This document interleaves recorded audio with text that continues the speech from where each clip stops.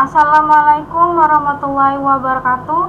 Nama saya Frihnana Fatina Kusnadi dari kelas Agroekoteknologi A dengan NIM 210311100001. Di sini saya akan menjelaskan materi dari praktikum acara pertama, yaitu tentang pengambilan sampel tanah. Pengambilan sampel tanah. Pengambilan sampel tanah merupakan tahapan terpenting dalam program uji tanah. Analisis kimia dari sampel tanah yang diambil diperlukan untuk mengukur kadar hara, menetapkan status hara tanah, dan dapat digunakan sebagai petunjuk penggunaan pupuk dan kapur secara efisien, rasional, dan menguntungkan. Penyimpanan sampel tanah. Sampel tanah harusnya disimpan di ruangan yang mempunyai kelembapan relatif kurang lebih 90% dengan suhu dingin sebesar 4 derajat Celcius dan variasi suhu untuk penyimpanan jangka lama minus 20 derajat Celcius. Macam-macam sampel tanah. Sampel tanah mempunyai 3 macam, yaitu sampel tanah utuh atau tidak terganggu. Sampel ini biasanya digunakan untuk menganalisis kerapatan limbah atau isi, susunan pori tanah dan porositas tanah, potensial air tanah, kadar air volume, dan permeabilitas tanah. Pengambilan sampel ini menggunakan ring baja agar kondisi sampelnya sama dengan kondisi sampel aslinya. Yang kedua yaitu sampel tanah agregat utuh. Sampel ini digunakan untuk mengamati bentuk dan kemantapan agregat. Pengambilan sampelnya menggunakan cangkul atau skop. Yang ketiga yaitu sampel tanah biasa atau tanah terganggu. Sampel tanah ini digunakan untuk menganalisis kimia tanah, kadar air tanah, tekstur, dan untuk percobaan pot. Pengambilannya menggunakan bor tanah jika sampel yang dibutuhkan sedikit, dan menggunakan cangkul atau pengeruk tanah otomatis jika sampel yang dibutuhkan dengan jumlah besar. Teknik pengambilan sampel. Teknik pengambilan sampel ada dua, yaitu pengambilan sampel tanah utuh dan pengambilan sampel tanah terganggu. Pengambilan sampel tanah utuh. Alat-alat yang diperlukan untuk mengambil sampel tanah utuh yaitu 1. Tabung besi baja, 2. Skop, 3. Pisau atau gergaji.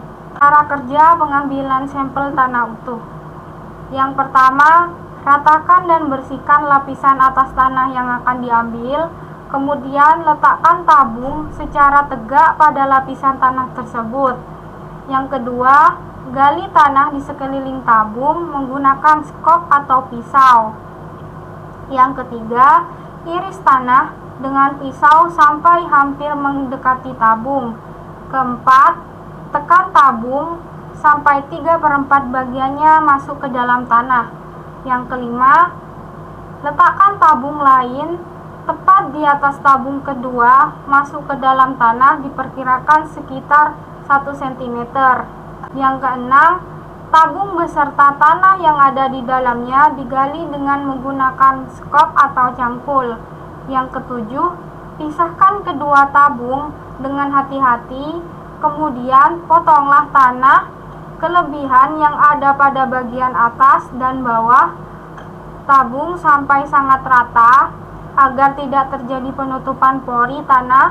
Pemotongan dilakukan sedikit demi sedikit dengan posisi pisaunya miring, bukan tegak lurus.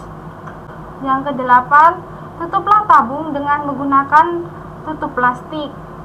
Kesembilan, ulangi kegiatan tersebut untuk sampel tanah dari kedalaman lainnya jika diperlukan, misalnya pada horizon pada profil tanah.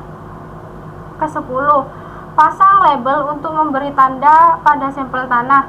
Yang kesebelas, catat label dan penjelasan tentang asal sampel, tanggal pengambilan sampel tanah, dan kondisi lahan di tempat pengambilan sampel. Yang kedua yaitu pengambilan sampel tanah biasa. Peralatan yang dibutuhkan untuk mengambil sampel tanah biasa yaitu bor tanah, cangkul, pisau, kantong plastik untuk penyimpanan sampel, dan kertas label dan spidol. Cara kerja pengambilan sampel tanah biasa yaitu pertama-tama bersihkan permukaan tanah dari rerumputan dan serasah tumbuhan. Kedua, gunakan bor dengan cara menekan dan memutar ke arah jarum jam dan angkat bor jika sudah mencapai kedalaman yang diinginkan. Yang ketiga, sampel tanah diambil dengan pisau pada sampel tanah bagian tengah di mata bor. Yang keempat, masukkan sampel ke dalam kantong plastik lalu diberi label. Yang kelima, untuk menganalisis kimia, biasanya diperlukan sampel tanah komposit atau penyatuan dari beberapa hasil pemboran diambil rata-ratanya. Yang keenam, untuk percobaan pot diperlukan tanah yang lumayan banyak sehingga bisa dilakukan dengan menggunakan cangkul atau mesin pengeruk otomatis tanah atau disesuaikan dengan kedalaman tanah. Yang ketujuh, untuk analisis sampel tanah dikeringkan, udarakan, dan diayak lolos. Untuk percobaan pot perlu diayak lolos ayakan 2 mm sehingga tanah seragam tidak menjadi faktor yang berpengaruh atau tidak diperhitungkan dalam percobaan. Yang kedelapan, sampel tanah disimpan pada wadah yang tertutup dan ditempatkan pada ruang yang aman. Untuk percobaan pot tanah bisa langsung dimasukkan ke dalam pot.